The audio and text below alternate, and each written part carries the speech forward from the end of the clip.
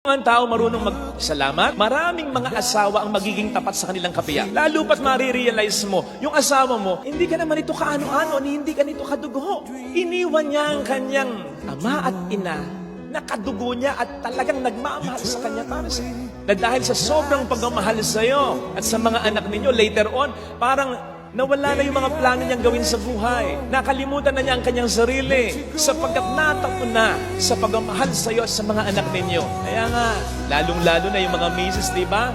Pipintasan pa nga ng mga biyanan. Walang pera. Paano magkakapera? Wala naman sweldo yung pag-aalaga sa anak.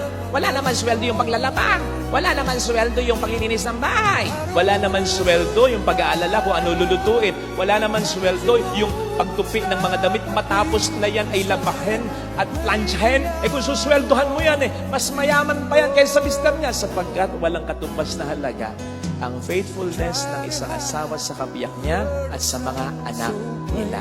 Kaya kung yan ay makikita lang ng mga asawa, matututo kayo magpasalamat, ay ang kapal ng mukha nyo kapag kayo nagloko pa. Sa totoo lang magiging madali ang maging tapat sa asawa. Subukan niyo habang natutulog kayo o habang natutulog siya, pagmasdan mo.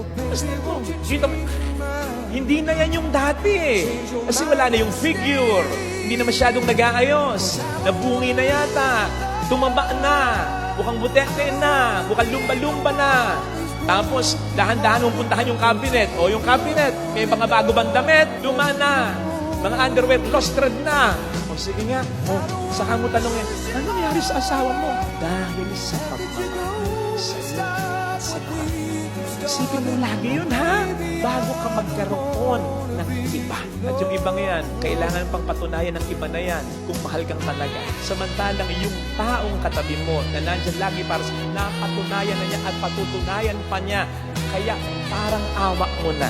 Matuto kang magpasalamat para lagi kang maging tapat